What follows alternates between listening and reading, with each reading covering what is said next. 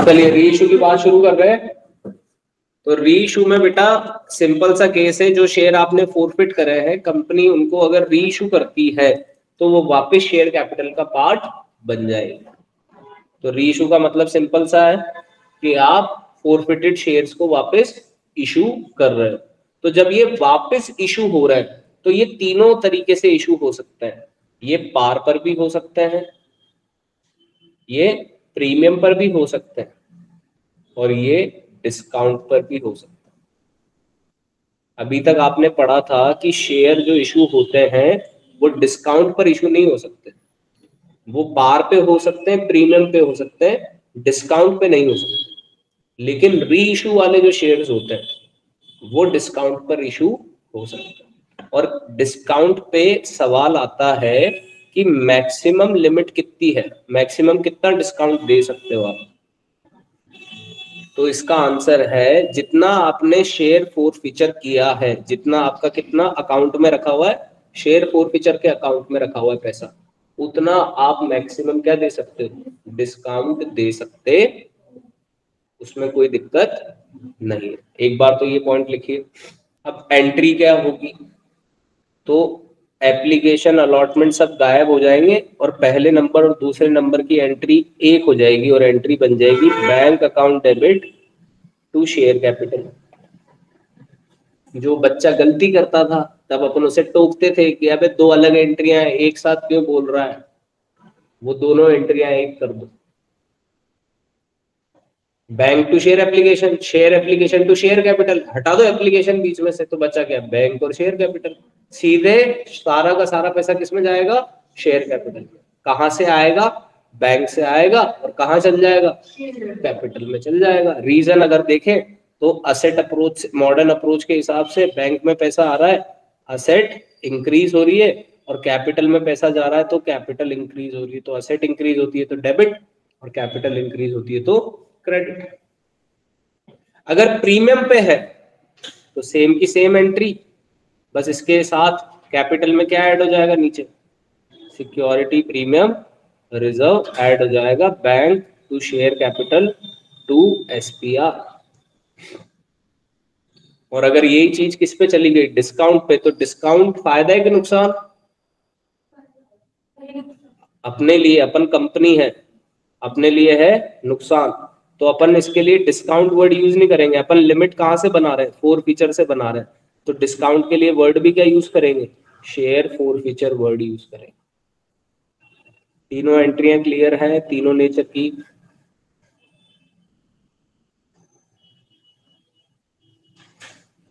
ये share four feature किसके लिए डिनोट कर रहे हैं अपन, डिस्काउंट के लिए डिनोट कर रहे हैं। पार पे इशू हुआ तो, हाँ एक साथ बोलिए, पार पे इशू हुआ तो bank to share capital, premium पे इशू हुआ तो bank to share capital to SPR, पर डिस्काउंट पे इशू हुआ तो bank account debit share forfeiture account debit to share capital. और ये शेयर फोरफीचर अकाउंट हम किसके लिए डिनोट कर रहे हैं, डिस्काउंट के लिए डिनोट कर रहे हैं। ऑनलाइन वालों क्लियर है कंसेप्ट? Yes sir. अब एक छोटा सा सवाल, अगर आपने कम शेयर री इशू करे होंगे, आपने 1000 शेयर फोरफिट किए पर आपने 500 शेयर ही री इशू करे, तो शेयर फोरफिचर में कुछ पैसा बचेगा कि नहीं बचेगा, बचेगा। वो कैपिटल गेन है आपके लिए, पता, थोड़ी देर पहले पढ़ा था अपन ने, शेयर फोरफिचर में जो पैसा है वो हमारे लिए क्या है, कैपिटल गेन है। तो अब हम क्या करेंगे, इस कैपिटल गेन को हम रिजर्व में ट्रांसफर करेंगे। हम बैलेंस शीट पढ़ के आए, कोई सा भी गेन रिजर्व, ध्यान से सुनना, जब भी हम कम शेयर रीइश्यू करते हैं तो शेयर फोरफिचर में थोड़ा बहुत पैसा बच जाता है। ये यूं कहें कि जब हम रीइश्यू करते हैं तो ऐसी सिचुएशन हो सकती है कि शेयर फोरफिचर में पैसा बचा हुआ है, तो वो वहां पर छोड़ना नहीं है पैसा, उस पैसे को हमें रिजर्व्स में ट्रांसफर करना है। तो इसके बाद हमें एक एंट्री करनी पड़ेगी, और वो एंट्री होगी for transferring remaining amount, for transferring remaining amount left in share forfeiture after the reissue.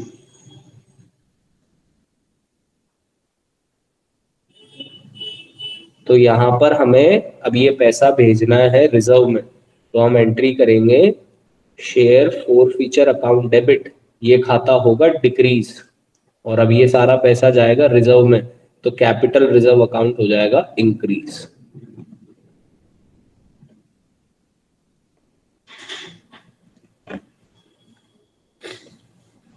ये कैसे होगा, कब होगा, ये सारी चीज अभी अपन देखेंगे, स्टडी आउट करेंगे कि कैसे ऐसा पॉसिबल है। पर अब मैक्सिमम बेटा एडजस्टमेंट तो सारे कवर हो गए। अब क्या होगा, एक ही क्वेश्चन में पूरा रायता है, एक ही क्वेश्चन में पूरा रायता आएगा। इसका मतलब क्या है, उस एक ही क्वेश्चन में ओवर सब्सक्रिप्शन होगा, जिस कैटेगरी का एक्सेस मनी होगा उसमें कोई बंदा बैठा होगा जिसने कॉल सिनेरियर करा होगा, फिर उसी के शेयर फॉरफिट होंगे, फिर शेयर रीइश्यू होंगे, इस तरीके से कहानी चलती। तो अब हमें दो चीजें और सीखनी है। एक चीज हमें सीखनी है अप्लाइड शेयर पता लगाना, कि बंदे ने कितने शेयर अप्लाई करे थे इंडिविजुअली, है ना, और इसने कितने शेयर इसको अलॉट हुए थे। अभी तक आपके पास कैटेगरी थी, है ना, तो एक मैं फुल फ्लेजेड प्रीवियस ईयर का क्वेश्चन पिक कर रहा हूं ताकि आपको उससे थोड़ी सी रेफरेंस मिल जाए कि ये सारे क्वेश्चन सब एक साथ फुल फ्लेजेड फॉर्म में कैसे देखने को मिले। हम 2023 का एक क्वेश्चन पिक कर रहे हैं ताकि आपको थोड़ा सा समझ में आ जाए अब ये सारी चीजें एक साथ कैसे आएंगी अपने पास। एक बार आराम से समय लो और इस क्वेश्चन को पूरा रीड करो। ये 6 नंबर का क्वेश्चन आएगा। अब इस क्वेश्चन में कितने एडजस्टमेंट है आपको देखो। अपन केवल इस क्वेश्चन के एडजस्टमेंट आइडेंटिफाई करते हैं।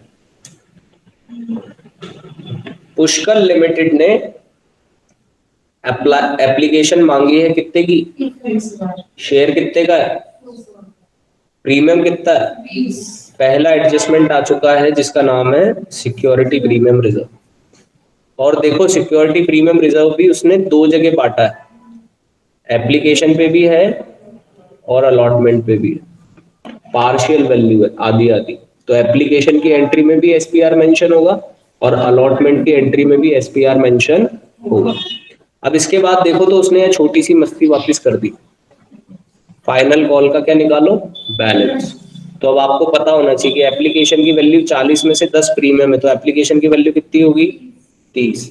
अगर 30 का अलॉटमेंट है, 10 प्रीमियम है, तो अलॉटमेंट की वैल्यू होगी 20। फर्स्ट कॉल कितने का, 30। टोटल कितना हुआ, 80। 100 में से 80 गए तो फाइनल कॉल की वैल्यू कितनी बनेगी, 20। ये दूसरा एडजस्टमेंट छोटा सा। अब इसके आगे देखो, एप्लीकेशन रिसीव हुई कितने की, 40,000 की, और आपने प्रोराटा अलॉटमेंट किया कितने को, 35 को, और बाकियों को क्या कर दिया, रिफ्यूज। ये बन गया दूसरा एडजस्टमेंट किसका, ओवर सब्सक्रिप्शन। एक बार स्टार्टिंग से रिपीट करोगे सर, समझ नहीं आया। बेटा सबसे पहले 30,000 शेयर है 10 रुपए के, सॉरी 100 रुपए के, 20% प्रीमियम पे। तो सबसे पहला एडजस्टमेंट हमें कौन सा देखने को मिला, सिक्योरिटी प्रीमियम रिजर्व का देखने को मिला, जिसको उसने कितनी जगह बांट दिया, 2 जगह बांट दिया, 10 रुपए एप्लीकेशन पे और 10 रुपए अलॉटमेंट पे। और फिर यहाँ पर उसने हमें एक चीज छुपा दी जो थी हमारा सेकंड कॉल का बैलेंस। तो ये हमें पता लगाना था, तो हमने 40 में से 10 हटाए तो बचे 30, 30 में से 10 हटाए तो बचे 20। अलॉटमेंट फर्स्ट कॉल है 30 का, इसका टोटल लगाया तो ये टोटल होता है हमारा 80। 100 में से 80 गए तो कितना बचेगा, 100 में से 80 गए तो कितना बचेगा, 20। तो ये हमारी सेकंड कॉल की वैल्यू आई। फिर ये कह रहा है एप्लीकेशन 40,000 की आई, जिसमें से प्रो राटा अलॉटमेंट किया हमने कितने शेयर्स को, 35 को। तो हमें यही कहानी क्लियर हो जानी चाहिए कि जिन्होंने 35,000 शेयर मांगे उनको हमने दे दिए 30,000, और जिन्होंने 5,000 शेयर मांगे उनको दे दिया 0। ये हो गया प्रो राटा अलॉटमेंट। ये अप्लाइड शेयर थे और ये अलॉटेड शेयर थे। ये अपनी टेबल बन गई। तो जब आप क्वेश्चन पढ़ रहे हो ना, तो ये जो मैं यहाँ पे मार्क कर रहा हूं ना, ये आपके दिमाग की मार्किंग होनी चाहिए क्वेश्चन, तब क्वेश्चन जल्दी सॉल्व होगा। हमने अब इतनी सी तो चीज है, इसके लिए क्या प्रोराटा टेबल बना लेंगे जब हमें क्वेश्चन सॉल्व करना होगा। अभी के लिए तो ये कहानी, अगर 35,000 शेयर्स को प्रोराटा दिया है तो 35 को कितने मिल गए होंगे? 30 मिल गए होंगे। अब 40 में से 35 को कर दिया तो बचे कितने? 5। तो 5 को क्या मिला होगा? ठन गोपाल, कुछ भी नहीं। अब देखो जो नीचे मैं कह रहा हूँ, एक्सेस मनी के लिए भी बात कर रहा है। एक्सेस मनी कहां पर एडजस्ट करना है? अलॉटमेंट पे। यहां पर ओवर सब्सक्रिप्शन खत्म हुआ है। ओवर सब्सक्रिप्शन के लिए ये पूरा ओवर सब्सक्रिप्शन। अब आप आओ कॉल्स इन एरियर और फोरफीचर। योगेश भैया जिन्होंने अप्लाई 700 शेयर के लिए किया था, अब इसने क्या किया था? इसने अप्लाई किया था। तो जो मैंने अभी कहा, इसके हमारे पास ये जो 700 हैं ये अप्लाइड शेयर्स हैं, तो हमें इसके क्या पता लगाने पड़ेंगे? अलॉटेड पता लगाने पड़ेंगे। तो हमें रेशियो बनाना पड़ेगा यहाँ पर। अगर 35,000 को कितने मिले? 30,000, तो जिसने 700 मांगे थे उसको कितने मिले होंगे? तो 7 की टेबल में 35 आता है क्या? तो ये 5, अगर ये 5 है तो यहाँ पर वैल्यू क्या आएगी? 6। यानी जिसने 700 मांगे उसको कितने मिले होंगे? 600 मिले होंगे। तो अब यहाँ पर इस खुद के इंडिविजुअल इंसान के कितने एक्सेस शेयर हैं? 100 का एक्सेस मनी रखा हुआ होगा। तो जब इसका कॉल्स इन एरियर निकालेंगे तो उसमें ये एक्सेस मनी एडजस्ट होगा। उसके बाद फिर आगे कहानी क्या कह रही है? फेल टू पे द अलॉटमेंट। अब प्रीमियम, आधा तो प्रीमियम रिसीव हुआ है, आधा प्रीमियम रिसीव नहीं हुआ। इस तरीके से करेगा ये। फिर क्या कह रहा है? अलॉटमेंट के बाद ही शेयर्स क्या कर लिए गए? फॉरफिट कर लिए गए। तो फर्स्ट कॉल मांगने से पहले हमें शेयर फॉरफिचर की एंट्री करनी पड़ी। और उसके बाद क्या कह रहा है? फर्स्ट कॉल जब किया तो सारा पैसा आया, और सेकंड कॉल किया ही नहीं। तो ये जो हमने खामखा 20 रुपए कैलकुलेट करे, इसकी कोई जरूरत थी ही नहीं। और फाइनल क्या कह रहा है? नेसेसरी जर्नल एंट्री पास कर दो। तो मैं आपको अमाउंट कैलकुलेट करके दे रहा हूँ, जर्नल एंट्रीज आपको सॉल्यूशन में एज इट इज मिलते हैं। ठीक है, सबसे पहले अपन इस क्वेश्चन का प्रोराटा टेबल बना लेते हैं। तो नंबर 1 बन गई हमारी प्रॉपरली प्रोराटा। तो पहला कॉलम किसका होता है? अप्लाइड का। दूसरा कॉलम किसका होता है? अलॉटेड का। तीसरा कॉलम एक्सेस मनी का। और चौथा कॉलम सीधे रिफंड का बना लो। अब ये तो आपको पता है एक्सेस मनी कहाँ पे जाता है, तो अब इतनी जरूरत थोड़ी। अब अभी हमने देखा क्वेश्चन की लाइन क्या कह रही है? Application were received 40,000 and pro rata allotment was made to the application for 35,000 share. यानी प्रोराटा अलॉटमेंट किसको हुआ है? 35,000 को हुआ। तो यानी जिन्होंने 35,000 मांगे उनको कितने दे दिए? 30,000 दे दिए। तो एक्सेस शेयर कितने रखे हुए? 5,000। अच्छा, एक्सेस शेयर को मल्टीप्लाई किससे करते हैं? एप्लीकेशन मनी से। तो एप्लीकेशन मनी कितना है? 40, इंक्लूडिंग प्रीमियम। पैसा इंक्लूडिंग प्रीमियम ही तो आएगा। हाँ, तो 40, तो 5,000 इंटू 40, तो 5 4 20।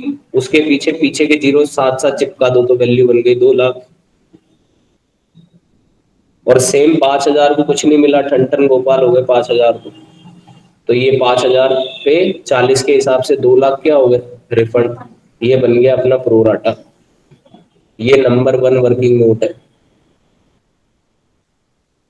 अब हमें चाहिए वर्किंग नोट नंबर 2, जो हमारे लिए किसका होगा? कॉल्स इन एरियर का। और हमें साथ के साथ पता लगाना है कि अलॉटमेंट पे कितना मनी रिसीव हुआ होगा। तो ये सारा हिसाब किताब हम करेंगे अगले पन्ने पे। अब हमने 30,000 शेयर से अलॉटमेंट मनी मांगा। अलॉटमेंट मनी कितना है? 30 रुपए का। तो अब कहानी के सार पे वापस आते हैं। हमने प्रोराटा कर लिया, प्रोराटा का हिसाब हमने बना दिया। हमें पता लगाना है इसका किस्सा। पॉलिसी मेजर वाले में इसने अप्लाई किया था 700 के लिए, और हमने अभी थोड़ी देर पहले कैलकुलेशन करके देखा तो हमें पता चल गया था इसने 600 ही इसको अलॉट हुए, क्योंकि ये इसी कैटेगरी का होगा, 35,000 वाली कैटेगरी का। तो पहले अलॉटमेंट की बात करते हैं। अलॉटमेंट था 3 लाख इंटू 30, तो कितना हुआ? 9 लाख, राइट। लग गए 5 जीरो। एक्सेस मनी कितना रखा हुआ है अपने पास? एक्सेस मनी अपने पास कितना रखा हुआ है? 2 लाख। तो एरियर हट गया तो कितना पैसा, एक्सेस मनी हट गया तो कितना पैसा रिसीव होना था अलॉटमेंट पे? 7 लाख। अब 7 लाख में अगर हम कहानी देखें, तुमने फोन में कुछ खिलवाड़ किया है। हर्षी कैसे चली गई? तो अब हमें चाहिए कौन सी एरियर। तो जिसने 700 के लिए अप्लाई किया था उसे मिले 600, तो एक्सेस शेयर होते हैं 100 और एप्लीकेशन मनी था इंटू 40, तो इसका एक्सेस मनी कितना होगा? 4000। यानी इस 2 लाख में इस भाई का कितना रखा हुआ है? 4000 रखा हुआ है। और जब ये हमें पैसा देगा तो ये देगा 600 शेयर पे 30 रुपया, क्योंकि इसको अलॉट कितने हुए? 600। तो इससे पैसा आना है 18,000। 18,000 में से अगर आप 4,000 माइनस कर दो तो बचता है 14,000। तो एरियर कितने का हुआ है? 14 का हुआ है। हमने इससे 18 पूरे नहीं मांगे, हमने तो ऑलरेडी इसका जो 2 लाख में एक्सेस मनी था वो एडजस्ट कर दिया था, और हमने कहा था भाई कितने दे देना? 14 दे देना, पर इसने 14 भी नहीं दी। तो कितना? 7 लाख में से 14 नहीं आया तो कितना आया होगा हमारे पास? 6,86,000।